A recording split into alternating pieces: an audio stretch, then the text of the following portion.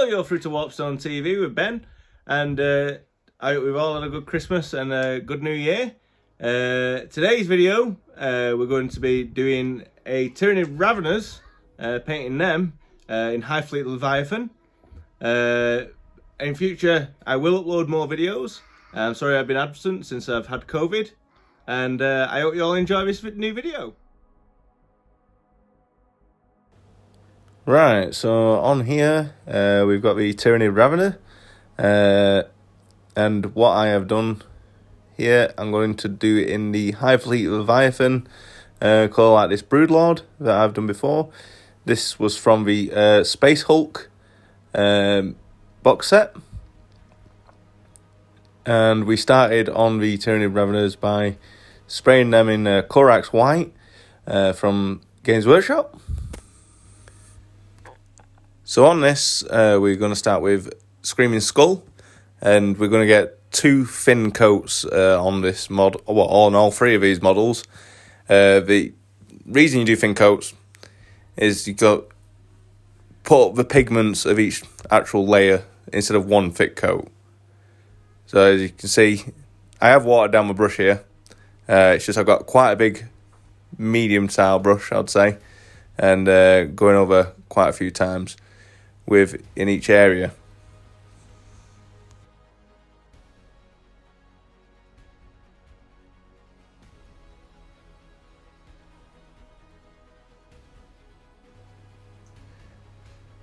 So I've done all the Screaming Skull, and now we're going on to Xerneas Purple for the actual carapaces. I like Xerneas Purple. I like my Tyranids more purpley than, say, the Games Workshop version. They go with a darker purple straight away. I like a lighter purple and then toning it down. So you see here, I'll do a thin coat of the purple on the carapace, and then I'll do another thin coat. I'll do 2 thin coats on the actual back, so it builds up the pigments of the colours.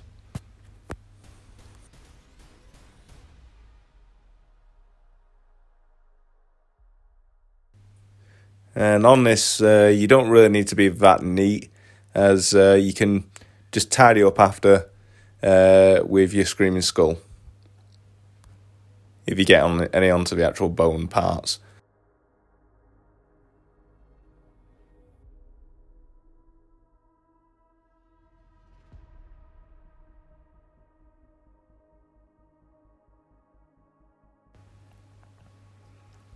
So after the carapace has dried from the purple, then now we can go on to actually getting the reds on for the scythes and all the little spikes with Mephiston red.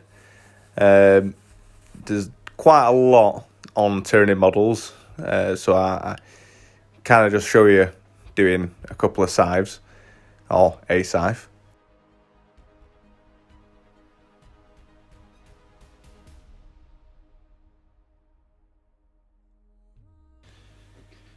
So with all the scythes and the little red spikes done, so now we'll go on to the actual washing of the model on all the bone colour, and we'll go ahead with Lamia Medium and Caribou Crimson. And what I'll do a 2-to-1 mix of, so 2 parts Lamia Medium to 1 part Caribou Crimson, and that'll make it easier, and it will make it a bit lighter to go in all them areas, and it's not making the model too pink. We don't want it too pink. We want it to just go in the recesses.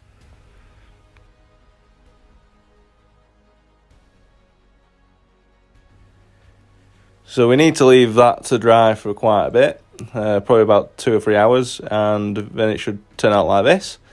And now I'll go on to washing the carapace with Nuln Oil, as well as the scythes with Nuln Oil, just because I like the reds on the scythes a lot darker, and then I like to highlight them up a bit, just with 1 highlight after, but we'll get to that. And also the carapaces, I like them darker purple, and then same again, we'll highlight them up.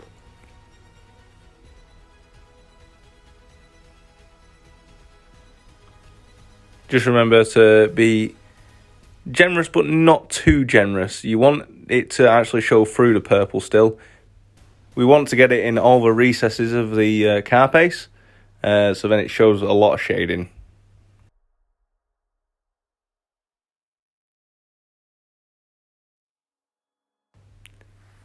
So now we'll go on to the highlighting of the bone colour, and we'll use the paint Terminator Stone, which is a dry paint, so you'll need a dry brush for this. And what we'll do, we'll put a bit on our brush, like that, tiny bit, and then we'll dab it on a bit of tissue, and then drag it around like that, right across the bone, just so then it gives a bit of a highlight to the actual bone colour. And all that shading we did previously will stay in the shaded areas, and we'll just highlight above that, so it gives a sort of pop effect from the bone.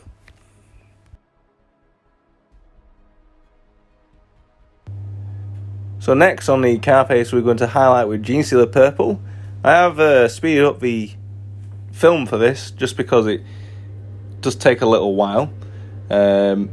So what I do obviously the tops of the carapace here, and then I do tiny little brush strokes constantly across the bottom of each layer of the carapace. I normally do about 2 layers, so I do a thinner layer here, and then I go along it again, more closer to the edge, with a bit of a thicker layer, so it gives a bit more of a blended highlight from light to dark, as you can see. So now we're going on to the highlighting of the scythes, which I use Evil Sun Scarlet straight out of the pot, just on the edges of the scythes. And on the bigger scythes, I like to go right across the top and just along the edges of the bottom and along the edges of the actual scythe itself. Just so you can see the darker shades from when it's been washed to the lighter shades of the red. It like when you see it on the tabletop, it does make them pop a bit more than usual, just leaving it red like that. So now we're just going to get little like the tongues now, a little bit of flesh part that's inside the actual model. We're just going to get pink on them, pink horror, and then what we'll do, we'll wash them with Caribou Crimson, and then we'll add I think Emperor's Children is the pink I use after, just to highlight the pink tongues up a bit more.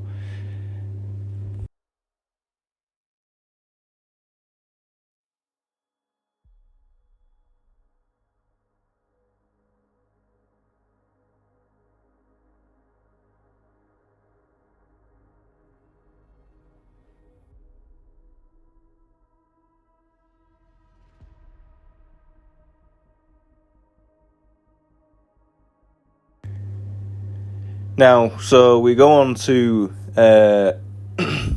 like any fleshy parts of models on Tyranids, like say Zoanthrope's brains, or say little devourers inside the Raveners here. I like to use the Bugman's Glow, just so then it gives a different sort of flesh type to the model.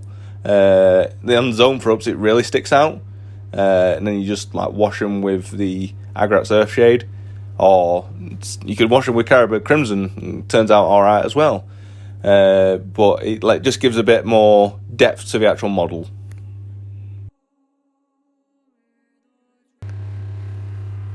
So now with nearly all my Tyranids, I like to keep it simple.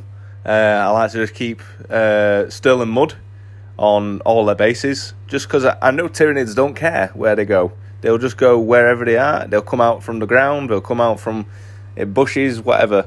They will destroy everything, and most of the time it will be muddy wherever they are. So I just like to cover their whole bases in mud, because I know they're not going to be in buildings most of the time.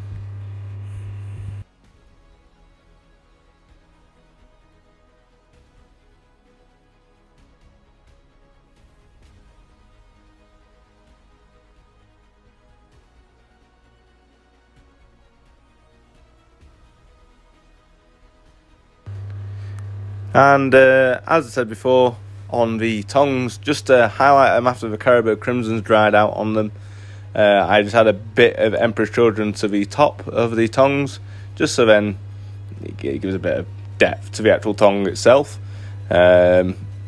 I don't go too into detail, I just put a little line on the top of it, really.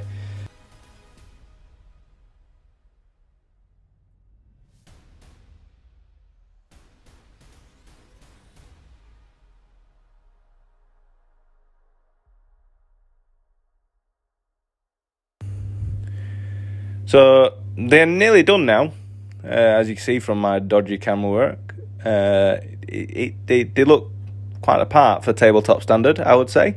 They look nice enough to play with.